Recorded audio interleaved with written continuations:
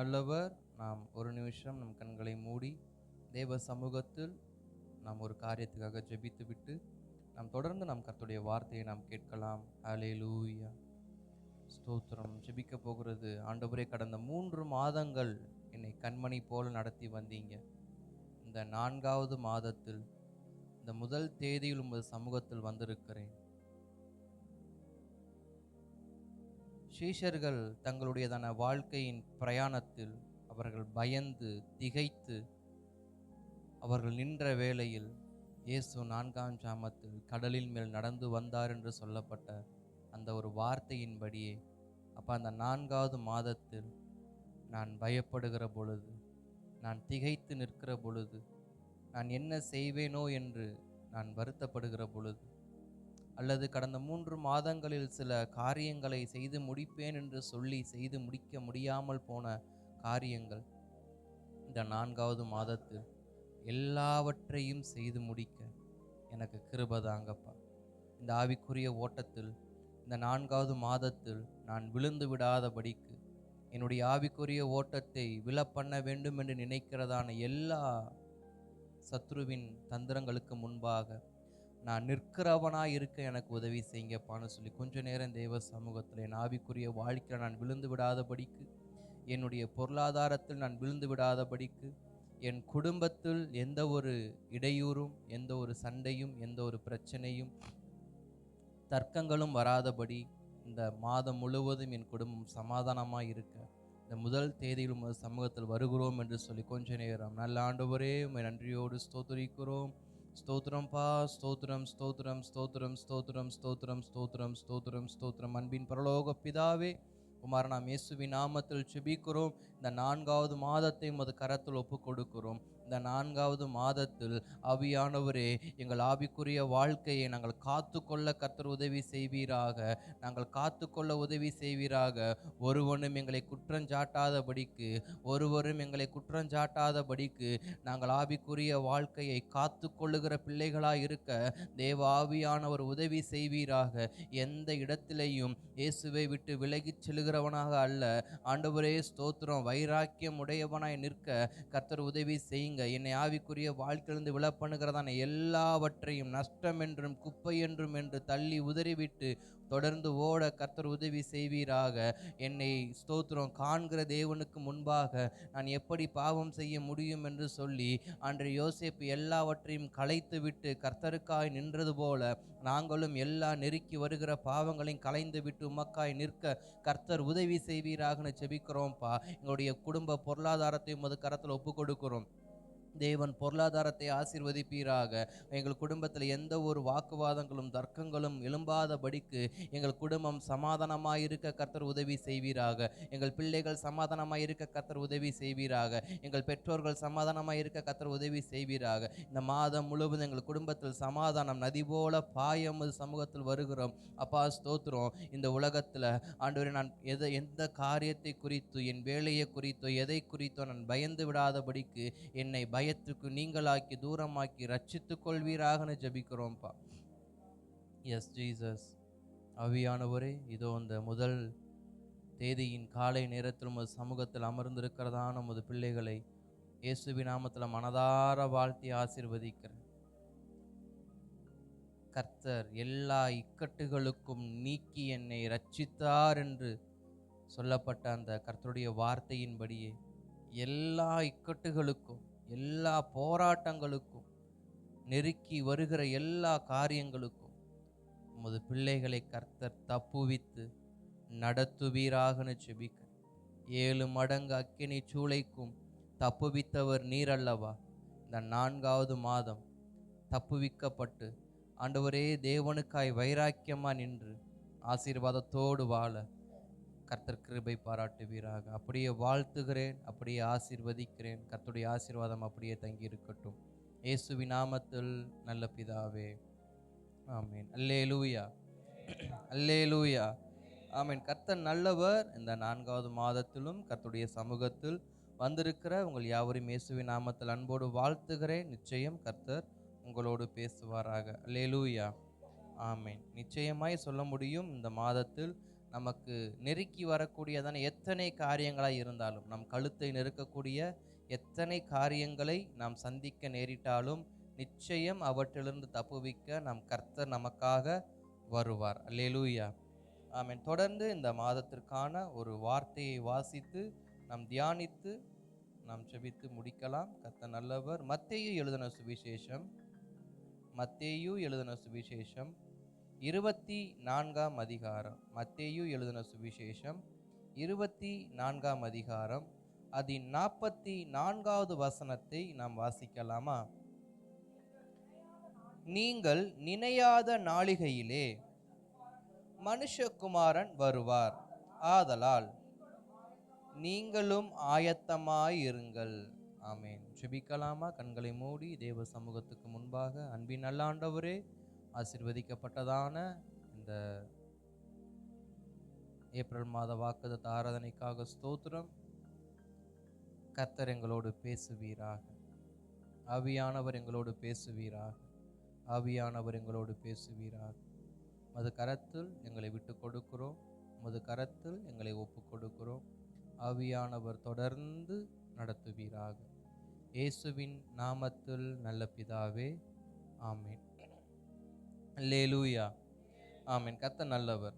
இங்கு வேதம் நமக்கு ஒரு வார்த்தையை சொல்லுகிறது. என்ன வார்த்தை என்றால், நீங்கள் நினையாத நாளிகையிலே மனுஷகுமாரன் வருவார். நீங்கள் நினையாத நாளிகையிலே மனுஷகுமாரன் வருவார்.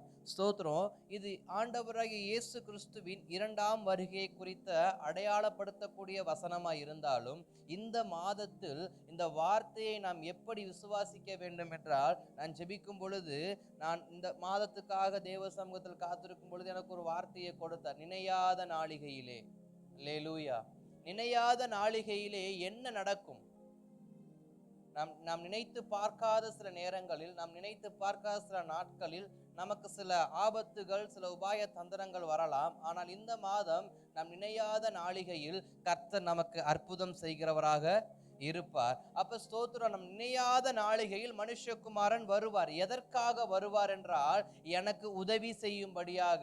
ஆபத்து காலத்தில் நோக்கி கூப்பிடு, நான் உனக்கு மறு உத்தரவு அருளுவேன் என்று சொன்ன தெய்வம் இந்த 4வது மாதத்தில் நாம் நினையாத நாளிகையிலே நமக்காக வந்து நம்மை ஆசீர்வதித்து, நம்மை தப்புவித்து, நம்மை ரட்சித்து, நம்மை விடுவித்து, நமக்கு வேண்டிய சகலவற்றையும் நமக்கு செய்து கொடுக்க அவர் நாம் நினையாத நாளிகையில் நமக்காய் வருகிறவராய் இருக்கிறார். அதனாலதான் சீஷர்கள் படகிலே ஏறி அவர்கள் அக்கறைக்கு போகும் பொழுது, அவர்கள் நினையாத நேரத்தில் ஒரு காரியம் நடக்குது. திடீரென்று காற்று வேகமாய் அடிக்குது, அலைகள் வேகமாய் கொந்தளிக்க ஆரம்பிக்கிறது. அவர்கள் படகில் ஏறுவதற்கு முன்பாக கால தோஷங்களை எல்லாம் பார்த்து விட்டு தான் ஏறி இருப்பாங்க. ஏனென்றால் கடலில் பிரயாணம் பண்ண போறவங்க காற்று வருமா, மழை வருமா, புயல் வருமா, இது எல்லாவற்றையும் நன்கு அறிந்துதான் படகுல ஏறுவாங்க. இன்னும் சொல்ல போனாக்க, அந்த படகுல இருந்தவர்களே முக்காவாசி பேர் யாருன்னா மீனவர்கள் தான். மீனவர்களுக்கு நன்றாக தெரியும் கடலுடைய சீற்றங்கள் எப்படி இருக்கும் என்று சொல்லி. அப்ப அவர்கள் எல்லாவற்றையும் கணித்து விட்டு, ஓகே, சீற்றங்கள் நன்றாக இருக்கிறது, நம்முடைய பிரயாணங்கள் சுமூகமாய் போகும் என்று அவர்கள் நினைத்து அந்த படகில் ஏறி நடுக்கடல் வரைக்கும் போயிட்டாங்க. இன்னும் கொஞ்சம் பிரயாணம் பண்ண அக்கறைக்கு போயிடலாம். ஆனா அக்கறைக்கும் போக முடியாம, இக்கரைக்கும் போக முடியாம நடு கடல் அவர்கள் நிற்கும் பொழுது, ஒரு பெரிய சுழல் காற்று, ஒரு பெரிய சூறாவளி காற்று, ஒரு பெரிய அலைகள் கொந்தளித்து வரும் பொழுது, சீஷர்கள் எல்லோரும் ஒரு விதமான பயத்துக்கும் ஒரு விதமான பதட்டத்துக்கும் உட்படுறாங்க. என்னவென்றால், நாங்கள் மடிந்து போக போகிறோம், நான் அழிந்து போக போகிறோம், என்னுடைய வாழ்க்கை இந்த கடலோடு முடிய போகிறது, என் வாழ்க்கை ஒரு முடிவை நோக்கி போகாமல் பாதியிலேயே நிற்க போகிறது.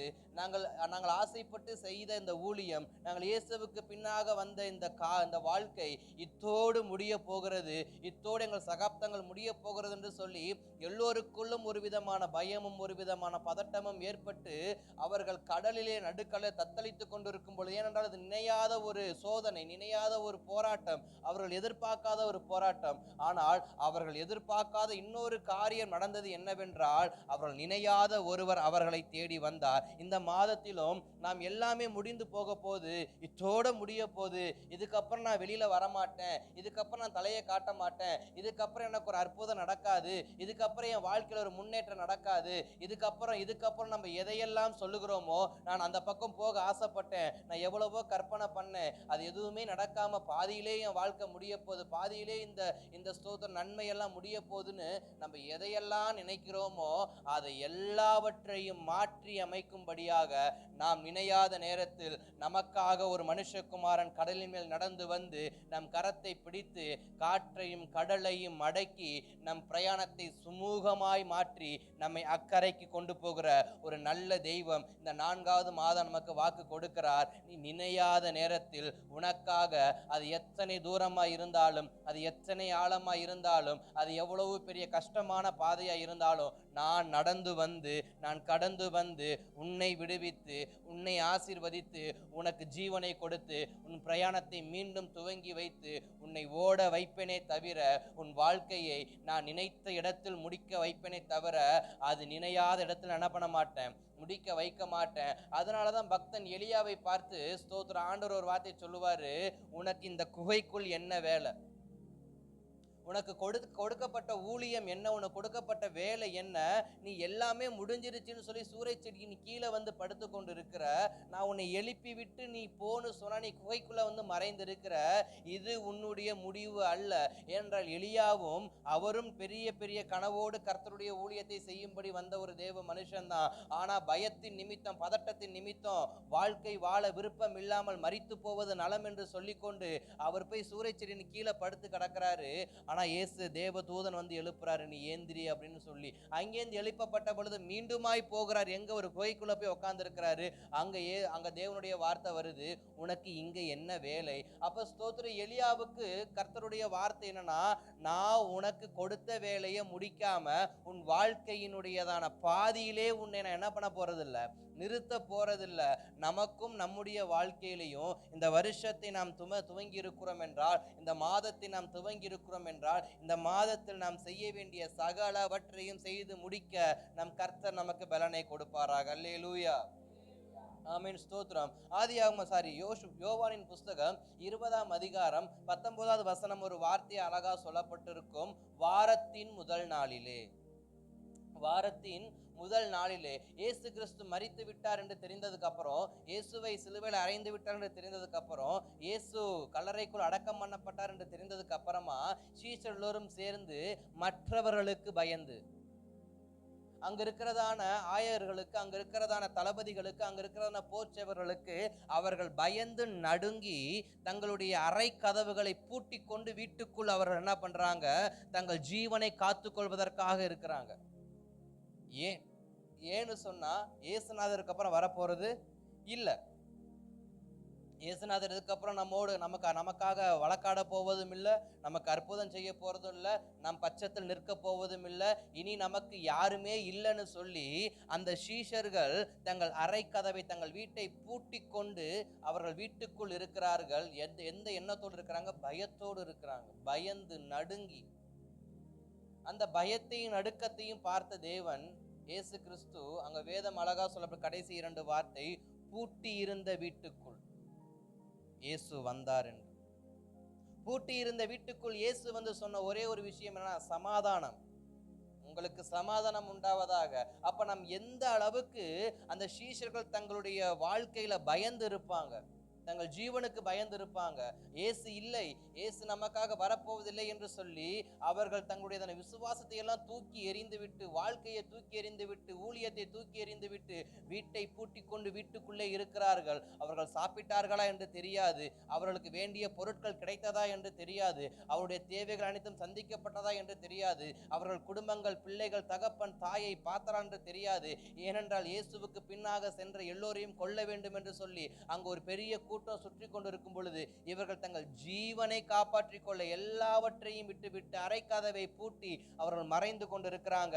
இயேசுநாதர் பார்க்கிறாரு, என்ன தெரியுமா செய்தாரு, நீ என்னை நம்பி என்னை பின்பற்றி வந்திருக்கிற உனக்கு அழிவை நான் என்ன பண்ண மாட்டேன், ஏற்படுத்த மாட்டேன். நிச்சயமா சொல்ல முடியும், நாம் இயேசுவை நம்பி இந்த மாதத்தை துவங்குறபடினால், இயேசுவை நம்பி நம்முடைய வாழ்க்கையை துவங்குறபடினால், நம்மை அழிக்க நினைக்கிற எவர்களா இருந்தாலும் நமக்கு அழிவை கொண்டு வர வேண்டும், அல்லது எந்த விதத்திலாவது, பொருளாதாரத்தில் மாத்திரமல்ல, சரீரத்தில் மாத்திரமல்ல, எந்த விதத்தில் நம்மை அழிப்பதற்கு சோத்திரம் சத்ருவானவன் வகை தேடினாலும் அது எல்லாவற்றையும் முறியடித்து நாம் மறைந்து இருந்தாலும் மறைந்திருக்கிற இடத்தில் வந்து நமக்கு அற்புதம் செய்கிறவர் தான் நாம் ஆராதிக்கிற கர்த்தர். அல்லேலூயா. அப்ப ஸ்தோத்திரம், நான் எந்த அளவுக்கு நான் வாழ்க்கையே வாழ தேவையில்லை என்று மறைந்து இருந்தாலும், அதான் சங்கீதக்காரன் தாவீது அழகா ஒரு வாசிடுவாரு, நான் பாதாளத்தின் ஆழத்திலே என் படுக்கையை போட்டாலும் நீர் அங்கேயும் இருக்கிறீர். அப்ப நம் கர்த்தர் எங்க இருக்கு? நம்மை காப்பாற்ற வேண்டும் என்றால், நமக்கு அற்புதம் செய்ய வேண்டும் என்றால், அவர் ஆழத்தை பார்க்கிற தேவன் அல்ல, அவர் தூரத்தை பார்க்கிற தேவன் அல்ல, அவர் சூழ்நிலையை பார்க்கிற தேவன் அல்ல, எல்லாவற்றையும் மாற்றி நமக்காக வருகிறவர். அதான் நினையாத நேரத்தில் அற்புதம் நடக்கும். நினையாத நாளிகையில் மனுஷகுமாரன் வருவார். நம்மை அழைத்து கொண்டு போவதற்கு மாத்திரம் மனுஷகுமாரன் வரப்போவதில்லை. நாம் எப்பெல்லாம் தேவ சமூகத்தில் ஆண்டவரே எனக்கு உதவி செய்யுங்க நம்ம கெஞ்சுகிறோமோ, நாம் மன்றாடுகிறோமோ, அப்பொழுதெல்லாம், ஏன்னா அந்த வசனம் அழகா சொல்லப்பட்டிருக்கும் மத்தேயு அந்த 24:44, நீங்கள் நினையாத நாளிகையிலே மனுஷகுமாரன் வருவார், ஆதலால் நீங்களும் ஆயத்தமாயிருங்கள். எதில் ஆயத்தமாய் இருக்க வேண்டுமா? நம்முடைய ஜெபத்தில். நம்முடைய ஜெபத்தில் நாம் எந்த அளவுக்கு ஆயத்தமாய் இருக்கிறோமோ,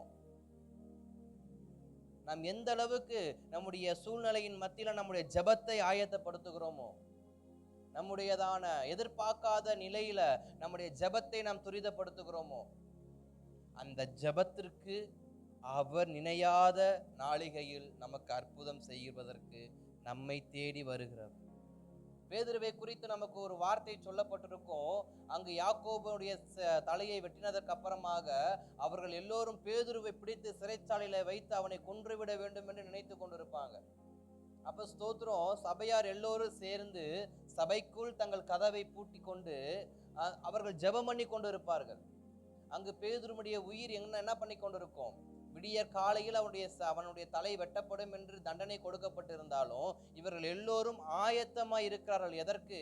நிச்சயம் பேதுரு வெளியே வந்துருவார் என்று சொல்லி தங்கள் ஜெபத்தில் அவர்கள் ஆயத்தமாய் இருந்தார்கள். நமக்கு விரோதமாய் எத்தனை காரியங்கள் நடந்தாலும், நமக்கு விரோதமாய் 1000 10,000 வந்தாலும், நமக்கு விரோதமாய் தேசங்கள் புறப்பட்டாலும், நமக்கு விரோதமாக ஒரு படை புறப்பட்டாலும், உனக்கு இருக்கிற இந்த பலத்தோடு நீ போகும் பொழுது, உனக்கு இருக்கிற இந்த தைரியத்தோடு நீ போகும் பொழுது, உனக்கு இருக்கிற அந்த ஜெபத்தோடு நீ போகும் பொழுது, நீ ஆயத்தமாய் போகும் பொழுது, நிச்சயம் நமக்கான ஒரு ஆயத்தத்தை கர்த்தர் அங்க வைத்திருக்கிறார். சபையாருக்கு தெரியாது பேதுரு வருவாரா என்று சொல்லி, ஆனா அவர்கள் ஜெபித்து கொண்டு இருக்கிறார்கள். ஒரு விசுவாசம், பேதுருவுக்கு எதுவும் ஆகிடக்கூடாது, பேதுரு எப்படியாவது தப்பிச்சிடணும், பேதுரு எப்படியாவது வேறு தேசத்திலேயாவது போய், எருசலேம்ல வேண்டாம், வேற எங்கேயாவது போய், வேற ஏதாவது ஒரு பட்டணத்துல போய், வேற ஏதாகிலும் ஒரு நாட்டுக்குள்ள போய் அவர் இயேசு கிறிஸ்துடைய ஊழியத்தை செய்யட்டும்னு சொல்லி அங்க சபையார்கள் ஜெபித்து கொண்டிருந்திருப்பாங்க. ஆனா அங்க நினையாத ஒரு காரியம் நடக்குது. அவர்களுடைய ஜெபம் முடியல, அவர்களுடைய ஜெபம் முடியல. ஆனா பேதுரு கதவை தட்டுகிறார். அது அவர்கள் எதிர்பார்க்காத ஒரு காரியம். நிச்சயமா நான் சொல்ல முடியும், நம்முடைய ஜெபம் முடிவதற்குள்ள நம் கதவை தட்டி நம் ஜெபத்திற்கு பதிலை கர்த்தர் கொடுக்கிற இந்த மாதத்துல நாம் விசுவாசத்தோடு ஆயத்தமா ஜெபம் பண்ணுவோம், ஆயத்தத்தோடு ஜெபம் பண்ணுவோம்.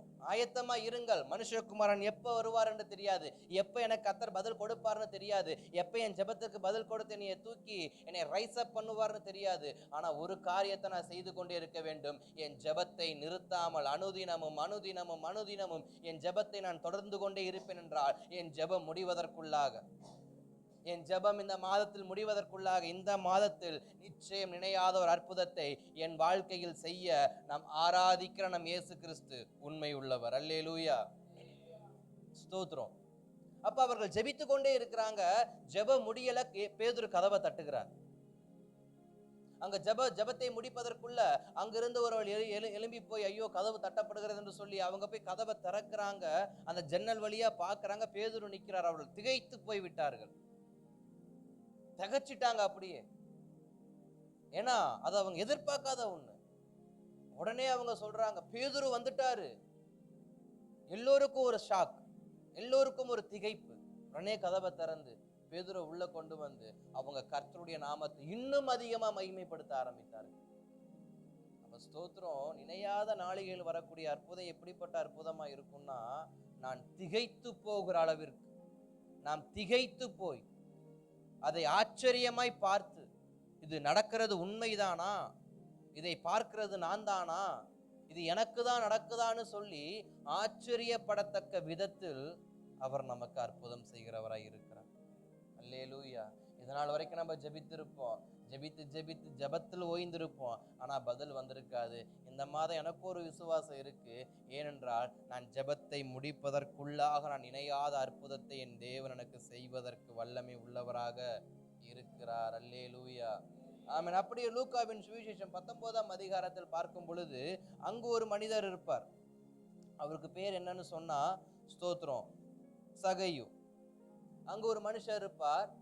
அவருக்கு ஒரு அற்புதம் நடக்குது, அவர் வீட்டுக்கு ஒரு அற்புதம் நடக்குது. 1வது வசனத்திலிருந்து 10வது வசனம் வரைக்கும் குறித்து வைத்துக் கொள்ளுங்க. லூக்காவின் சுவிசேஷம் 19ஆம் அதிகாரத்துல அங்கு சகையு என்கிற ஒரு மனுஷன் இருக்கிறான். அந்த சகையு என்ற மனுஷன் எப்படிப்பட்டவன் என்றால், ஆயக்காரருக்கு தலைவனும் ஐஸ்வர்யவானுமாய் இருந்த சகையு எனப்பட்ட ஒரு மனுஷன் இயேசு எப்படிப்பட்டவரோ என்று அவரை பார்க்க வகை தேடினான். அவன் குள்ளனாய் இருந்தபடினால் ஜனக்கூட்டத்தில் அவரை காணக்கூடாமல். ஸ்தோத்திரம். அப்ப சகையுவை குறித்து வேதம் சொல்லுகிறது, அவன் ஆயக்காரனுக்கு தலைவன், 100 பேருக்கு தலைவன். அந்த 100 பேருக்கு தலைவனாய் இருக்கிறவன் ஒரு நாள் ஒரு விஷயத்தை கேள்விப்படுகிறான். இயேசு எரிகோவின் வழியாக எருசலேமுக்கு போகிறார் என்று கேள்விப்பட்ட உடனே அவனுக்குள் ஒரு எண்ணம் வருகிறது, அவரை பார்க்க வேண்டும் என்று சொல்லி, அவரை பார்க்க வேண்டும் என்று சொல்லி. அவன் ஒரு காட்டத்தி மரத்தில் ஏறி நிற்கிறான். ஆனால் அவன் நினையாத ஒரு காரியம் அவன் வாழ்க்கையில் நடக்கிறது. என்னவென்று சொன்னால், இயேசு அந்த இடத்தில் வந்தபோது அண்ணாந்து பார்த்து அவனை கண்டு, சகையுவே, நீ சீக்கிரமாய் இறங்கி வா, இன்றைக்கு நான் உன் வீட்டிலே தங்க வேண்டும் என்றார். அல்லேலூயா. சகையு நினைத்தது அவரை பார்க்க வேண்டும் என்று, சகையு நினைத்தது அவரை பார்த்தால் போதும் என்று. ஆனா சகையு நினையாத ஒரு காரியம் நடக்கிறது.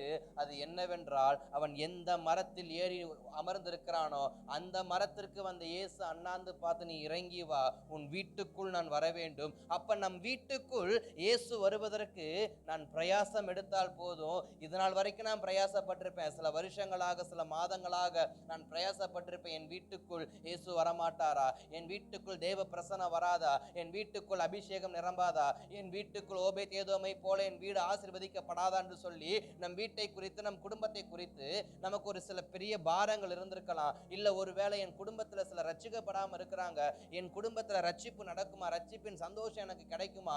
எல்லா சந்தோஷமும் இருக்கு, ரட்சிப்பின் சந்தோஷம் மாத்திரம் என் குடும்பத்துல இல்லைன்னு சொல்லி நாம் பல விதமான நமது குடும்பத்தை குறித்த எண்ணத்தோடு நாம் தேவ சமூகத்துல ஒருவேளை அமர்ந்து இருக்கலாம். இன்றைய கர்த்தருடைய வார்த்தை வருகிறது, நீ நினையாத நேரத்தில், நீ அவரை பார்க்க ஆசைப்பட்டு கொண்டிருக்கிற அந்த நினையாத நேரத்தில் அவர் உன் வீட்டுக்குள் வருவதற்கு அவர் ஆயத்தம் உள்ளவராய் இருக்கிறார். ஆனா சகையை எதிர்பார்க்கல, அவர் என் வீட்டுக்கு வருவார் என்று. சகையை அவர் அழைக்கல என் வீட்டுக்கு வாங்கன்னு. அவன் தனிப்பட்ட விதத்தில் அவரை பார்க்க போனான். நான் தனிப்பட்ட விதத்தில் பண்ணக்கூடிய ஜெபம் கூட என் குடும்பத்திற்கு அவரை கொண்டு வந்து, என் வீட்டுக்குள் அவரை கொண்டு வந்து, என் வீட்டுக்கு ஒரு ரட்சிப்பின் சந்தோஷத்தை, என் வீடு இழந்து போன சமாதானத்தை, என் வீடு இழந்து போன சுதந்திரத்தை, என் வீடு இழந்து போன ஆசீர்வாதத்தை அவர் திரும்ப கொடுக்க அவர் போதுமானவராய் இருக்கிறார். அப்ப ஸ்தோத்திரம். 2வது காரியம், நான் என்ன செய்யணும் அப்படின்னா, நான் தனி ஒருவனாய் இருந்தாலும் நான் தொடர்ந்து தேவனை தேடுகிறவனாய் இருக்கணும். நான் தனி ஒருவனாய் இருந்தாலும் நான் தொடர்ந்து தேவனை தேடுகிறவனாய் இருக்கணும். நான் தொடர்ந்து தேவனை தேடுகிறவனாய் இருந்தால் ஸ்தோத்திரம், நான் நினைக்காத நேரத்தில் அவர் என் வீட்டுக்குள் வருவார், வந்து ரட்சிப்பின் சந்தோஷத்தை எனக்கு தருவார். ரட்சிப்பின் சந்தோஷத்தை மாத்திரமல்ல, 10வது வசனம் சொல்லுகிறது, இழந்து போனதை தேடவும் ரட்சிக்கவுமே மனுஷகுமாரன் வந்திருக்கிறார். நினையாத நேரத்தில் மனுஷகுமாரன் வருவார் என்றால் எதற்கு வருவார் என்றால், நான் இழந்து போனதை தேடவும் ரட்சிக்கவும் நான் நினையாத நேரத்தில் மனுஷகுமாரன் வருவார். அல்லேலூயா. அப்ப ஸ்தோத்திரம். அதிகமாய் நாம் கர்த்தரை தேடும் பொழுது, சில கடினமான நேரத்திலும் கர்த்தரை தேடும் பொழுது, சில நெருக்கமான நேரத்தில் கர்த்தரை தேடும் பொழுது, சில தாமதங்கள் நிறையும் பொழுது கர்த்தரை தேடும் பொழுது, சில தடைகள் வரும் பொழுதும் கர்த்தரை தேடும் பொழுது, நாம் நினையாத அற்புதத்தை கர்த்தர் நமக்கு செய்வார்.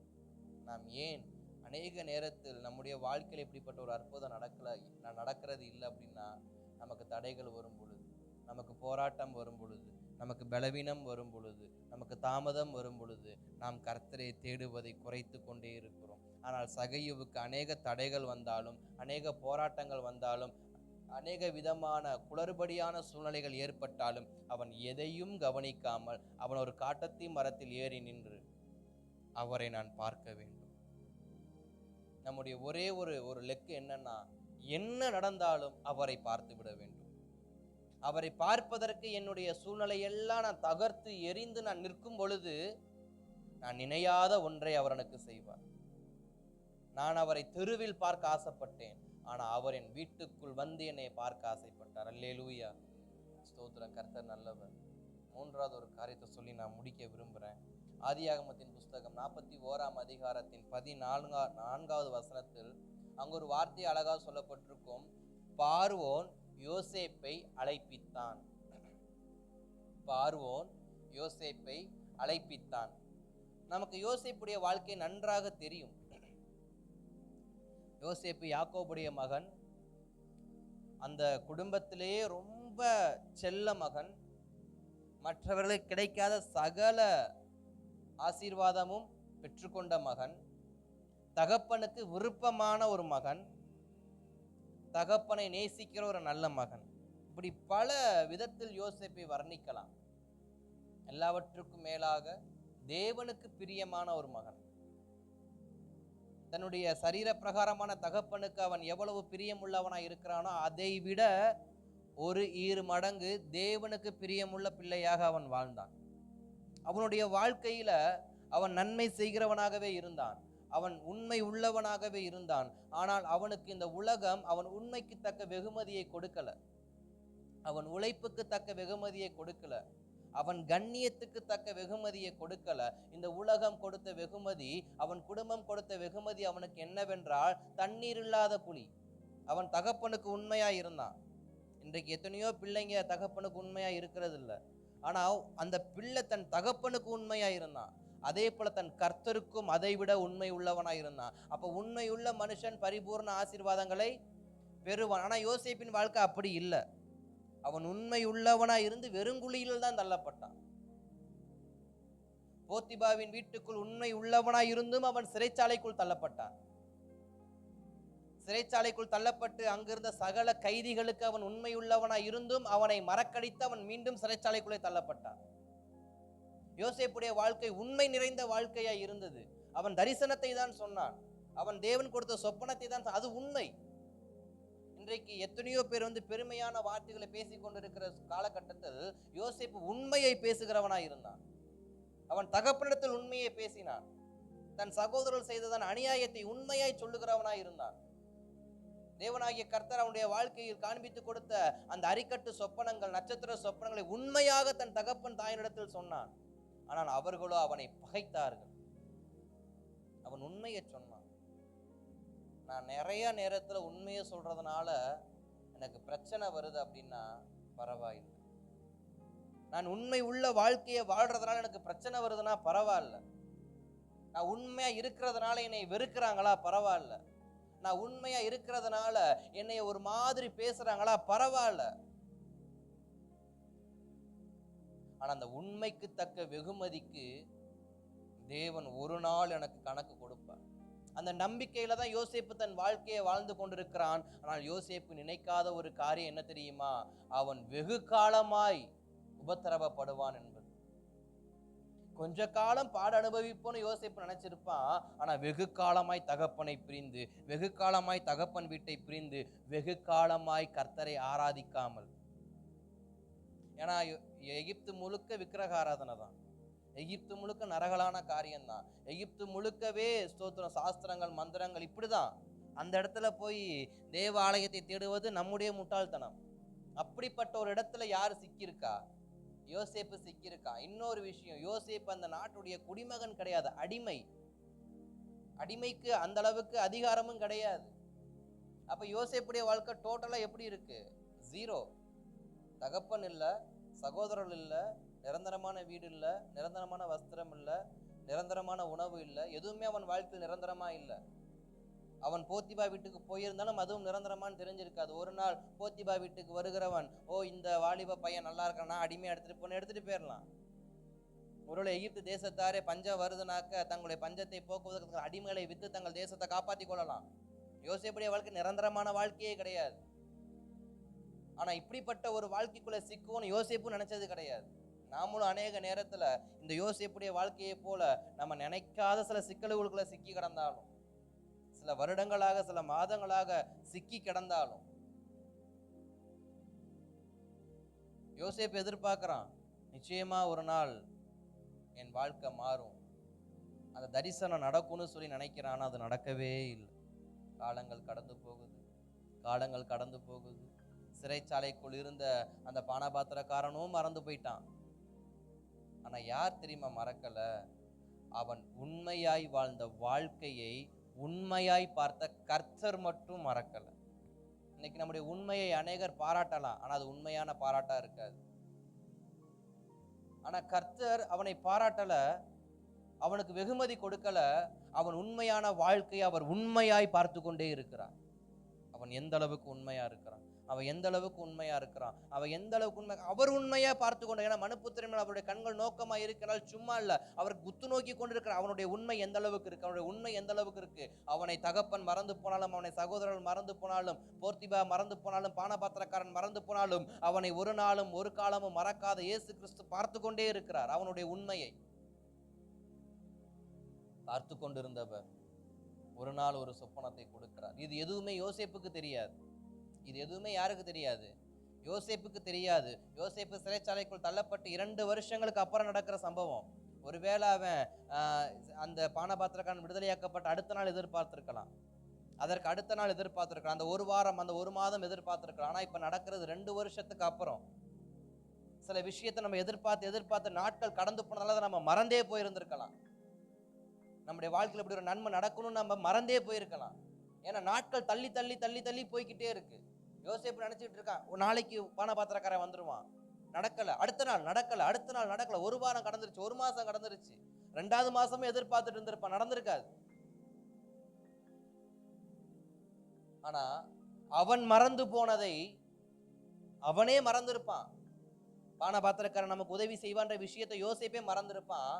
மறந்து போயிருந்தாலும், பானபாத்திரக்காரன் மறந்து போயிருந்தாலும், யோசேப்பு மறந்து போயிருந்தாலும், பார்வோன் மறந்து போயிருந்தாலும், கர்த்தர் மட்டும் மறக்கல. ஏனென்றால் அவர் என் உண்மையை உற்று நோக்குகிறவராய் இருக்கிறார். நான் உண்மையா இருந்தா நிச்சயம் என்னை அவர் உற்று நோக்கி, நான் நினையாத நாளிகையில் எனக்காய் இறங்குகிற மனுஷகுமாரன், நான் இழந்து போனதை தேடவும் ரட்சிக்கவும் எனக்கு உதவி செய்கிறவராய் இருக்கிறார். ஸ்தோத்திரம். யோசேப்பு அப்படியே சிறைச்சாலைக்குள் இருக்கிறான். 41:14 வசனம் வாசிக்கிறேன், கவனிங்க. அப்பொழுது பார்வோன் யோசேப்பை அழைப்பித்தான், அவனை தீவிரமாய் காவல் கடங்கிலிருந்து கொண்டு வந்தார்கள். அவன் சவரம் பண்ணி கொண்டு வேறு வஸ்திரம் தரித்து பார்வோன் இடத்தில் வந்தான். பார்வோன் யோசேப்பை நோக்கி, இப்படி அடுத்த வசனங்கள் தொடரும், அதை வீட்டுல நீங்க போய் வாசிங்க. பானபாத்திரக்காரன் கூப்பிட வருவான்னு பார்த்தா இப்ப யாரு கூப்பிட வந்திருக்கு? யார் கூப்பிட்டு அமைச்சிருக்கிறா? தேசத்தின் அதிபதியே கூப்பிட்டு அனுப்பியிருக்கான்பா யோசேப்பு. யோசேப்பு போயிட்டு சரி, அவன் வேற ஏதோ யோசிச்சிருப்பான். ஏன்னா விஷயத்த சொல்லி அவனை கூப்பிடல. ராஜாவுக்கு இப்படி ஒரு சொப்பனம் வந்திருக்கு, சொப்பனத்துக்கு டெஃபினேஷன் கொடுக்கறதுக்கு நீ வேணும்னு சொல்லி அங்க என்ன பண்ணல, அவனுக்கு அறிவிக்கப்படல. அவனை சடனா போய் வான்னு தான் சொன்னாங்க. அவன் என்ன நினைச்சானோ தெரியல. அவனை வேற நீட்டா க்ளீன் பண்ணி சேவ் பண்ணி கொண்டு போய் ஒருவேளை வித்துருவாங்களோ, ஒருவேளை வேற ஏதாவது பண்ண போறாங்களோ, ஒருவேளை எபிரேயன் என்று தெரிந்து கொல்ல போறாங்களோ, ஏதோ என்ன நினைச்சு அவர் போனாரோ தெரியல. எதையாவது யோசிச்சிருப்பாரு. ஆனா அவர் நினைக்காத ஒரு காரியம் என்ன தெரியுமா? அவனை பார்வோன் ராஜா அந்த தேசத்தின் தனக்கு அடுத்த ஸ்தானத்தில் வைப்பான் என்பதை அவன் அறிந்திருக்கவே மாட்டான். இது எதுவுமே தெரியாம யோசேப்பு நிக்கிறான். பார்வோன் ராஜா தன் சொப்பனத்தை சொல்றாரு.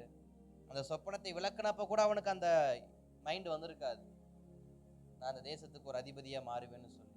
சொப்பனத்தை விளக்குறான், அதுலயும் உண்மையா இருக்கிறான். கர்த்தர் உண்மையை எந்த அளவுக்கு பாக்குறாரு பாருங்க. பார்வோன் கிட்ட போறான், பார்வோனுடைய சொப்பனத்துக்கும் விளக்கம் கொடுக்குறான். விளக்கம் கொடுத்துட்டு இதை எப்படி சரி கட்டுவது என்று கேட்டா அதுக்கும் உண்மையான ஒரு விளக்கத்தை கொடுக்குறான். கொடுத்ததுக்கு அப்புறமா அவன் திரும்பி மீண்டும் தன் சிறைச்சாலைக்கு போவதற்காக திரும்பும் பொழுது பார்வோனுடைய சத்தம் வந்திருக்கும், அங்கேயே நில், இதற்கப்புறம் உன்னுடைய ஸ்தானம் சிறைச்சாலை கிடையாது, இதற்கப்புறம் உடைய ஸ்தானம் நீ தேசத்தை ஆளுவதற்கு திறமை படைத்தவன், நீ இந்த சிறைச்சாலைக்குள் அடைந்திருக்க வேண்டாம், உன் திறமையை இந்த உலகத்துக்கு நீ காண்பி என்று சொல்லி அவனை தன் ஸ்தானத்துக்கு அடுத்தபடியாக வைத்தான். கர்த்தர் நம்மை ஒரு நாள் நம்முடைய திறமையை அறிந்து, நம்முடைய உண்மையை அறிந்து, நம்முடைய அழைப்பை அறிந்து, நம்முடைய அபிஷேகத்தை அறிந்து நமக்கேற்ற ஸ்தானத்தை ஒரு நாள் நம்முடைய வாழ்க்கையில் நிச்சயம் வைப்பார். அது வரைக்கும் நான் உண்மையா இருந்தா போதும், அது வரைக்கும் நான் உண்மையா இருந்தா போதும். என் அழைப்பையும் என் அபிஷேகத்தையும் என் உண்மையையும் எனக்குள் இருக்கிற வைராக்கியத்தையும் எனக்குள் இருக்கிற ஜெபத்தையும் அவர் பார்த்து ஒரு நாள் எனக்கு ஏற்ற தகுதியான ஸ்தலத்தை அவர் வைப்பார். ஒரு சிங்காசனத்தை எனக்காக வைப்பார். அதில் அமர வைத்து என்னை இன்னும் அதிகமாய் நினையாத காரியங்களை என் வாழ்க்கையில் என்னை கொண்டு அவர் செய்ய வைப்பார். அப்ப நினையாத நேரத்தில் மனுஷகுமாரன் வருவார் என்றால் அவர் அழைத்து கொண்டு போவதற்கு மாத்திரம் வருகிறவர் அல்ல, நம்மை ரட்சிப்பதற்காக, நம்மை விடுவிப்பதற்காக, நம்முடைய வாழ்க்கையில் நாம் இழந்து போன சகலவற்றை நாம் பெற்றுக்கொள்வதற்காக அவர் நம்மை தேடி வருகிற ஒரு நல்ல தகப்பனாய் இருக்கிறார். அல்லேலூயா, ஆமென். அந்த தெய்வத்துக்கு முன்பாக ஆண்டவரை நினையாத காரியங்களின் வாழ்க்கையில் நடக்கட்டும்னு சொல்லி கொஞ்ச நேரம் நாம் ஜெபித்து இந்த ஜெபத்தை முடிக்கலாம். தேவ சமூகத்தை நோக்கி முடிந்தவர் முழங்கால் படியிட்டு ஹல்லேலூயா ரிபல ஹதர நமன ஷகடக தகரிபல ஹதுரோனோ ரெகல பல ஹதர நமன கதரி படக தகடக தரிபல கதர நமன சதுரோ ரீஹத ரபதப ரபபப ரகடக தகரிக லகரம நகதுரு ரோதேரி நிமன சத்தர பௌதரப. நல்ல ஆண்டவரே, உடைய கரத்துல வருகிறோம்ப்பா.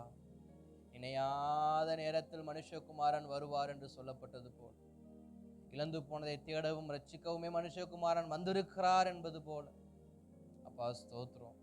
இந்த எங்களுடைய வாழ்க்கையும் அது கரத்தில் ஒப்பு கொடுக்கிறோம். இந்த காலை நேரத்தில் கர்த்தரோடு பேசின சத்திய வசனத்துக்காக ஸ்தோத்திரம். இணையாத நேரத்தில் சீஷர்களுக்கு உதவி செய்யும்படி கர்த்தர் வந்தீர். இணையாத நேரத்தில் ஆண்டவரே ஜெப அறைக்குள் ஜெபித்து கொண்டிருந்தவுடைய ஜெபத்தை கேட்டு பேதுருவை நினையாத நேரத்தில் கொண்டு வந்தீர். சகையு உம்மை பார்க்கும்படி வகை தேடினான், அவன் நினையாத காரியம், அவன் வீட்டுக்குள் இயேசு வந்தீர். யோசேப்பு நினையாத ஸ்தானத்தில் கொண்டு போய் அவனுடைய அழைப்புக்கு அவனுடைய உண்மைக்கு ஏற்றபடி அவனை நீர் வைத்தீர். இது எல்லாமே நினையாத நேரத்தில் நடந்த காரியம். நாங்களும் எங்களுடைய வாழ்க்கையும் அது கரத்தில் ஒப்பு கொடுக்கும். நாங்கள் நினையாத காரியங்கள் எங்கள் வாழ்க்கையில் நடக்க நாங்கள் உம்மை எங்களுடைய தடைகளை எல்லாம் தாண்டி உம்மை தேட எங்களுக்கு உதவி செய்யுங்க. சகையுவை போல எங்கள் தடைகளை எல்லாம் தாண்டி உம்மை தேட எங்களுக்கு உதவி செய்யுங்க. எல்லாவற்றையும் தாண்டி உம்மை தேட உதவி செய்யுங்க. ஆண்டவரே ஸ்தோத்திரம். சபையாரை போல, பேதுருவுக்காய் ஜெபித்த சபையாரை போல நான் ஜெபித்து கொண்டே இருக்க எனக்கு உதவி செய்யுங்கப்பா. நான் ஜெபத்தில் தரித்திருக்க எனக்கு உதவி செய்யுங்கப்பா. நாங்கள் ஜெபத்தில் தரித்திருக்க எங்களுக்கு உதவி செய்யுங்கப்பா. யோசேப்பை போல எந்த இடத்தில் கொண்டு போனாலும் நான் உண்மை உள்ளவனாய் இருக்க வேண்டும் என்று அந்த வைராக்கியம் உள்ள வாழ்க்கையை வாழ எங்களுக்கு உதவி செய்யுங்கப்பா. கர்த்தாவே, உமது கரத்தில் ஒப்பு கொடுக்கிறோம், உமது கரத்தில் ஒப்பு கொடுக்கிறோம், உமது கரத்தில் ஒப்பு கொடுக்கிறோம். ரஷால பலஹதரணமான நாங்கள் நினையாத அற்புதங்களை பெற்றுக்கொள்ள, நினையாத அற்புதங்களை பெற்றுக்கொள்ள நாங்கள் இன்னும் உமக்கு உண்மையாய் ஓட கர்த்தர் உதவி செய்யுங்க. எஸ், நிச்சயமா இந்த 4வது மாதத்தில் நம்முடைய சூழ்நிலைகள் மத்தியில் நம் ஆண்டவராம் இயேசு கிறிஸ்து நடந்து வந்து காற்றையும் கடலையும் அதட்டி நம்முடைய பிரயாணத்தை மீண்டும் துவங்கி வைப்பார். சகையுவின் வாழ்க்கையை மீண்டும் துவங்கி வைத்தது போல, பேதுருவின் வாழ்க்கையை மீண்டும் துவக்கி வைத்தது போல, யோசேப்பின் வாழ்க்கையை மீண்டும் துவக்கி வைத்தது போல அங்கே அவர் மீண்டும் துவக்கி வைக்கிறார் என்றால், இதற்கு முன்பு இருந்த வாழ்க்கையை விட இதற்கு பின்பு வாழக்கூடிய வாழ்க்கையை அவர் ஆசீர்வாதமாய் மாற்றி துவக்கி வைக்கிறார். யோசேப்பை அரசனாய் மாற்றினார், பேதுருவை அப்போஸ்தலனாக மாற்றினார், சகையுவை ரட்சிக்கப்பட்ட ஒரு நல்ல தேவ மனுஷனாய் மாற்றியது போல இதுவரை என் வாழ்க்கையில் கர்த்தர் நினையாத காரியங்கள் செய்யாமல் இருந்தாலும் இனி அவர் நினையாத காரியங்களை செய்து என் வாழ்க்கையை துவக்கி வைப்பார். என் துவக்கம் அற்பமாய் அல்ல, இனி என் துவக்கம் மகிமை உள்ள துவக்கமாய் மாற போறதுக்காக உம்மை ஸ்தோத்தரிக்கிறோம், உம்மை ஸ்தோத்தரிக்கிறோம். தொடர்ந்து கர்த்தர் நடத்துவீராக. இதோ உம்முடைய சமூகத்தில் அமர்ந்திருக்கிற ஒவ்வொருடைய வாழ்க்கையிலையும் ஒரு புதிய துவக்கத்தை கொடுத்து, ஒரு புதிய துவக்கத்தை கொடுத்து அந்த புதிய துவக்கத்தில் அவர்கள் ஆசீர்வாதம் உள்ள வாழ்க்கையை வாழ கர்த்தர் உதவி செய்வீராக. இதோ இந்த சத்தத்தை கேட்டுக்கொண்டிருக்கிற யாவருக்காக ஜெபிக்கிறேன். எல்லாருடைய வாழ்க்கையில ஒரு புதிய துவக்கத்தை கர்த்தர் வைத்து அந்த துவக்கத்தில் அவர்கள் ஆசீர்வாதம் உள்ளவர்களாய் வாழ, அந்த துவக்கத்தில் அவர்கள் அற்புதம் செய்கிறவர்களாய் மாற, அந்த துவக்கத்தில் அவர்கள் பெரிய பெரிய சிங்காசனத்தில் அமர்ந்திருக்க கர்த்தர் உதவி செய்வீராக. தொடர்ந்து உமது கரத்தில் ஒப்புக் கொடுக்கிறோம், இயேசுவின் நாமத்தில் நல்ல பிதாவே. ஆமென், ஆமென், ஆமென்.